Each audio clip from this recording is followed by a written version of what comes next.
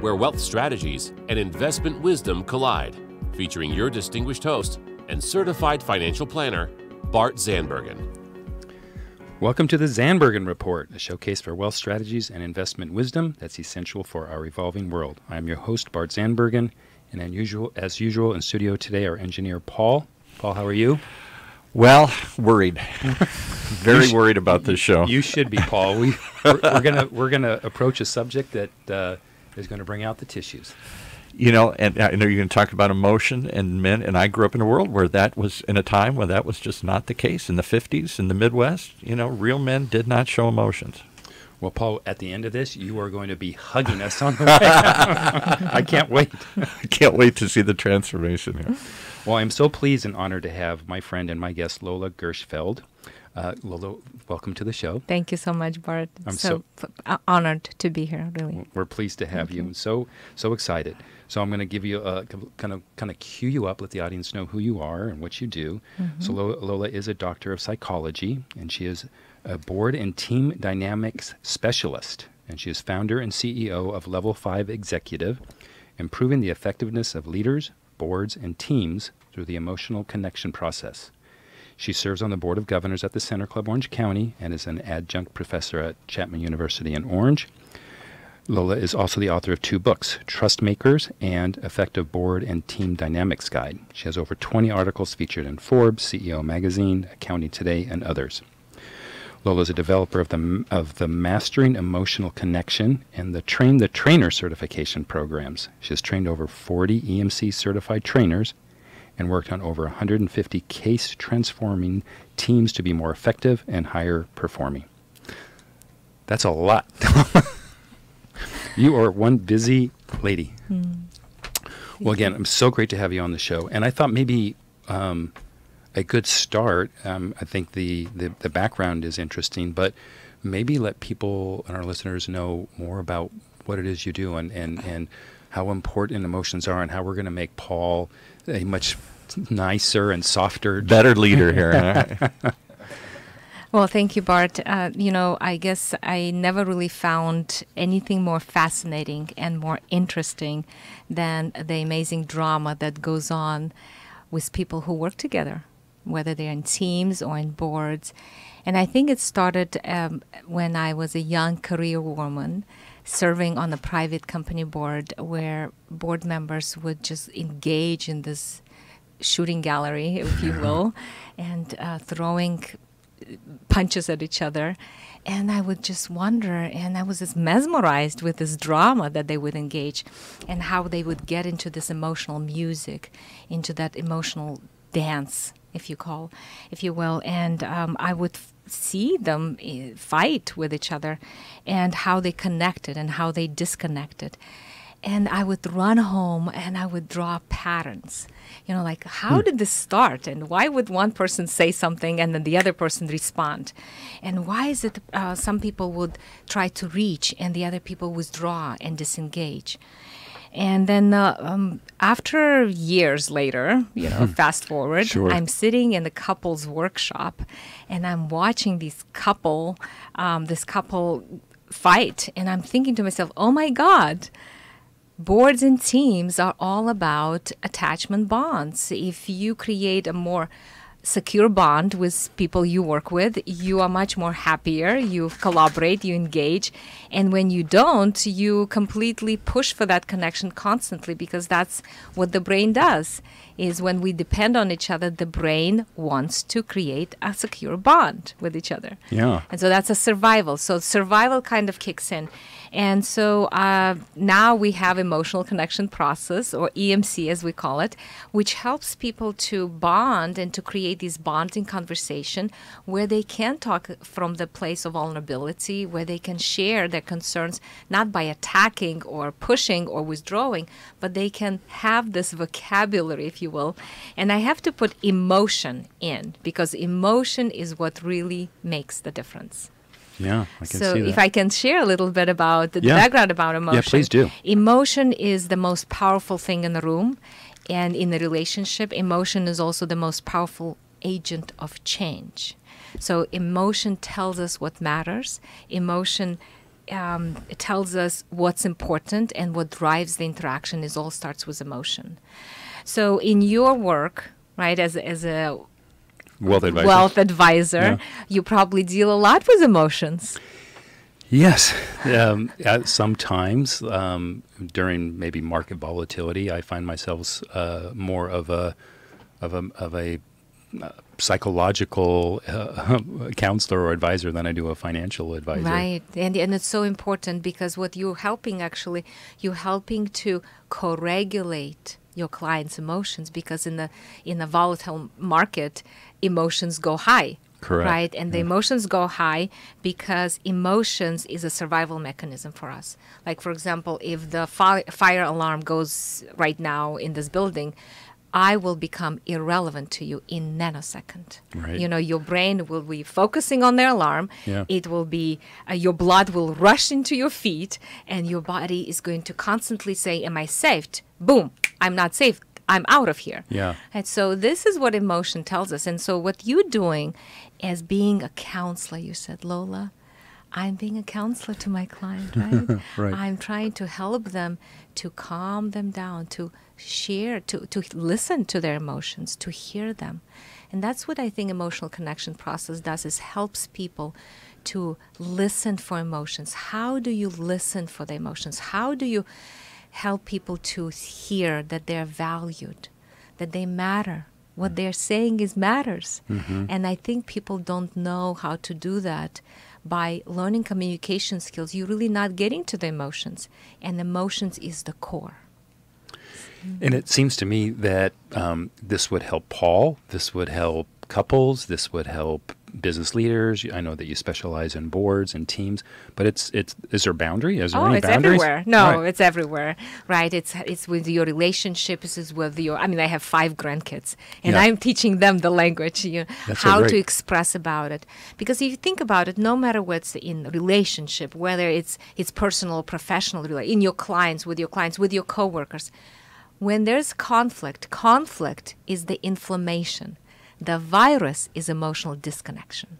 Wow. When people are disconnected, it's a danger cue for the brain. In order for me to feel safe, in order for me to know that you have my back and I have your back, I have to be emotionally connected. And when we have, for example, moments when we get busy, right, or when we get stressed, all of these stress kind of presses us. And the way we respond emotionally, that's what tells us whether we are still important to that person or we're not. And so there's lots of research that is done on specifically emotional responsiveness. And what they found, like, for example, for John Cohen, I think his name is Cohen, is he looked at marriages. He looked at the newlyweds for 15 years, and he tracked them. He came to their houses. He interviewed them. And he found that it wasn't the number of times they fought that predicted the success. It was what he called emotional responsiveness. Are you able to be emotionally attuned to the person when the other person is in stress? Are you able to be more accessible to them when they're in stress? Are you able to be responsive to them, engaged with them? Right? So the key bonding question in any of our attachment is, are you there for me? Do I matter? And when you are able to demonstrate that, people feel more secure. It's almost like you nurturing the relationship, right? I'm going to run home and be so much better husband. And that's another thing with your clients in the financial world. Yeah. When people are more connected with their spouses, they are much more balanced, and they're much more willing to take risks. They're open to risk. I see. Because they're now much more willing, their spouse is their kind of a secure base. Their partner is their security. Yeah. And so when they know that their partner is not going to be disappointed at them, their partner is with them. Their partner can be for them when they're falling through space. Yeah. Then they saying like, Bart, let's do it. Tell me if this is in the same arena. I just watched a documentary, Free Solo. It's about a rock climber who climbs without any. His specialty is climbing without any ropes, nothing. Yeah. And that's pretty dangerous. pretty dangerous. Yeah. But then he tried something that no other human being has ever done. It's El Capitan at Yosemite. And there was some study done on him that said he has some lack of emotional response of, now this may not be related, but like to fear. So like we would be scared to death I would if I was, 10 feet up, and he's thousands of feet up and he doesn't have that fear. Is there any relation to that? Or That's is that so interesting you said that, because we're probably less fearful of these type of adventures than we're so much more fearful of relationships. Right? In relationships, our brain goes berserk when we lose that connection. In climbing, for example, I get that he's much more, because he has trained. The same thing with relationship and emotions and with teams. As you get better at dealing with emotions, it becomes so much more manageable. It's so much more easier to dance, right? Think of interaction as a dance. Emotion is the music. Right? In order for you to change the dance, you have to change the music. If two people are listening to different music, you're going to step on each other's toes, right? Wow. So in the process of EMC process, we're changing the music. We are reminding people how important they are, how matter they are. Because in the moments of stress and disconnection, we forget what's the first thing that comes to your mind. The other person doesn't care. They don't care about it. They don't feel I don't feel valued, Validated. right? I mean, I worked with a case with their CEO and engineering manager. The engineering manager comes into the CEO and says, "Do you trust me?" And the CEO says, "Of course I do. How many times have I told you that?" "Well, it doesn't feel like it." "Well, maybe you have a problem then." What did the CEO just say? He said, "You have a problem. You have your problem with your emotions. You go and deal with it." Yeah. And I think that's the problem with people like on boards and teams. They don't recognize how they impact each other. And they impact significantly. And so when people start to recognize that, understand, because I can read on your face what you feel before you can even recognize what you feel. So we get very attuned to each other. And I think this is, once people recognize that, they become much more aware and they can articulate it. Yeah.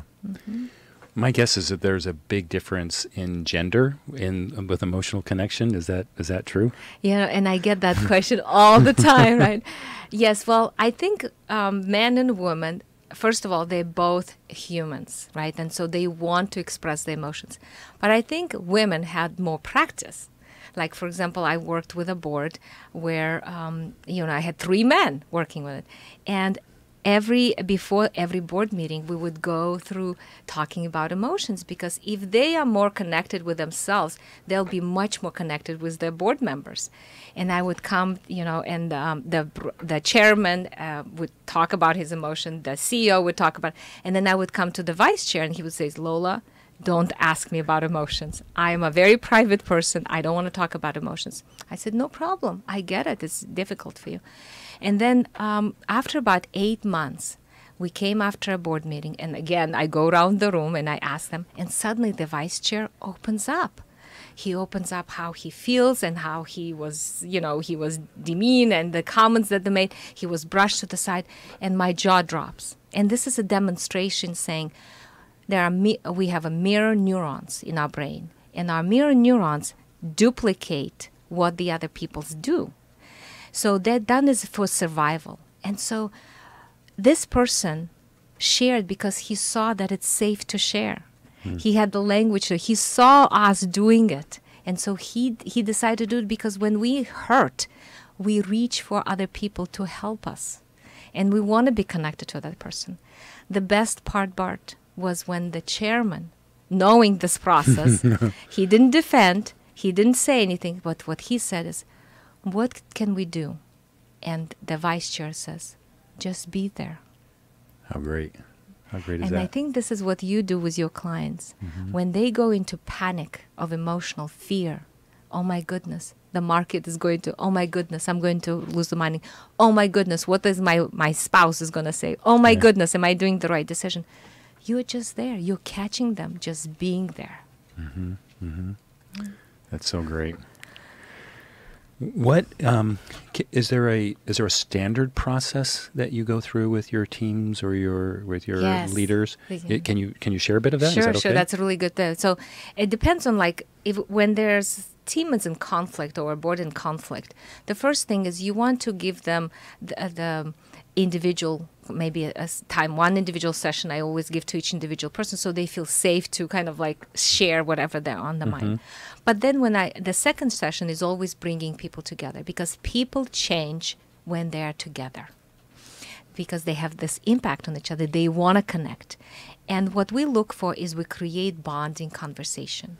Bonding conversation is where they can share their vulnerability. They can turn to each other and say, when that happened, I felt embarrassed. Instead of saying, well, why did you say that? And what made you that? You're a jerk and so forth, right? Yeah. So the process is first we give them space, we align, we create safety. Then we bring them kind of like we go through stages. There are 3 stages and 9 steps that we go through, right? So the first stage is creating a safety and also reframing that nobody is a bad guy. The bad guy is the cycle, the negative cycle that you got stuck on. And then deepening the emotional. So we give like emotions, words, people have the vocabulary to express their emotions. We touch on the raw spots. And then we start to restructure the cycle from a negative to a positive where they can be accessible, responsive, and engaged when the other person's sharing. So for example, if I can say, if the CEO says, I feel so... I don't know what to say. In the moments when you attack me, I don't know what to say. I feel frozen and I feel I'm trying to figure out what can I do to do better? Yeah. And sometimes I just don't know what to say. And I want to be able to say that. I want you to be soft with me. I want you to share what's happening for you. So, and then the other person, when I can turn and say, how was it for you to hear that? And the other person can say, well, I don't know what to do with it, and now I can process with them the emotions. So think of emotion like a rubber band, right? Mm-hmm. So the more rubber elasticity they have, the more they can express themselves, the more they can expand. It's like a big lake. Emotion is a big lake. We don't just throw people in the lake. We walk around the lake, we little touch water, we look at the stones, we look at the frogs, and then slowly they become more comfortable with it. Okay. Mm-hmm. That's great, but I have to tell you, it sounds an awful lot like couples therapy. Well, it's so funny you said that because in a way, couples, they attach to each other, right? They depend on each other. It's the same thing with teams and like family. How many times have you heard saying like my work, my team is like my family, right? Yeah. And that's exactly what it is. Well, we don't call it as therapy, but what we call is the process of connection. Right? So emotional connection process where we feel more bonded with each other. Yeah. And I was just doing the session in San Francisco with a team that does research for cancer treatment. They do technology. And here's an international group. The CEO is from Chile. The chief technology officer is from Mexico. And the chief science officer is from Greece. Wow. And so they were completely in a negative cycle last year. And just after 3 sessions, think about it. They were the chief technology officer and the science officer ready to quit in December. So after 3 sessions, Bart, they were expressing, they were sharing, they were open. They were like in love, And now they can do this. They have 50 people working for them. Yeah. Now the whole culture is changing. And you watch and you say like, wow, they're going to make a difference. Yeah. Nobody has to quit. You don't have to change people. You have to reconnect people. And that's one of the things that leaders need to know, that their goal, their primary goal is to create secure bonds with each other and with themselves. Yeah. Do you work a lot just specifically with leaders by themselves, or is it always in a team situation? Leaders will come to me and I would work, but the most change I see is when there was a team. Yeah. Yeah. We were talking earlier. I thought it was very interesting. Both Paul brought up about his father and how he made a change at the end and showed his emotions. Yeah. But I love the story of your husband. Can you share about your husband? Yes, my husband is so amazing. I've been married for 37 years. And I remember we worked together for 27 years building electronic manufacturing companies. And after about, 27, I said, Jack, I think it's time for me to go and find my own dream. And I love working with people. So I started the psychology, and then he said, Lola, suddenly you started to win all the arguments. First 25 years, I would be winning the argument. And now you win the argument. What changed? And I said, well... And so he decided to go. So he's an electronic engineer. He owns companies. He made like 200 different patents in audiovisual field. And he decided to go and get his master's in psychology. And it transformed him, Bart. Now he's a CEO by day and marriage and family therapist by night. And he also teaches at Pepperdine University in Irvine and Chapman. So he is amazing. He's actually going to, so he teaches Hold Me Tight workshops. And he's going to do one. So my training is coming up on April 24th to 26th. Okay. Is the EMC training at Pepperdine University in Irvine. And his workshop is called Hold Me Tight, is on June 1st and 2nd. And Couples TLC is his website. Yeah, check it out. He's amazing. He has transformed. Now, who wins the arguments now? You know what? We both. Because now we're connected. Yeah. The most important thing is for any places, any arguments, we don't get into content. Yeah. We connect people, and now they can solve any problem. Are you, this is way personal, probably inappropriate, are you like closer now than you were Oh, after for all the sure. training than you were when you first? For sure, Bart, absolutely. Yeah. With such a deeper level of connection. Yeah. And that's one of the things that leaders learn when they learn this process, is that they can go into deeper conversations so much quicker. Yeah. Yeah. I love My life, my family, my kids, my grandkids, all of them have really transformed with this process. Yeah. So you kind of touched on this, but what is the impact of emotional connection just on our performance? Oh my goodness. Well, to be high performer team and your brain to be innovative and creative, you have to feel connected first. Because if the brain doesn't feel safe, it actually hijacks the prefrontal cortex that is responsible for decision making, for collaboration, for anything, that thinking part. So in order for your brain to be thriving and to be at ultimate the best, to talents to come out, it has to be connected first to your key attachment figures. And your key attachment figures are people you depend on. Your coworkers, your colleagues, your team members, your leaders, your direct reports. So once you create that connection, once you say, once I get reassurance, Bart, I get that you care about me. And you can say, Lola, I do care about you. You're very important to me. Pooh. Yeah. I'm done. I can now go and play and risk and invent and come up with ideas. And I know that reassurance, that's nurturance, right? We talked about Darwin. The survival goes to the most nurtured. The nurturing comes for us to say, you matter to me. I tell my leaders, open your meetings. You're important to me. I care about you. You're important to each other. And so now we can do work together. So great.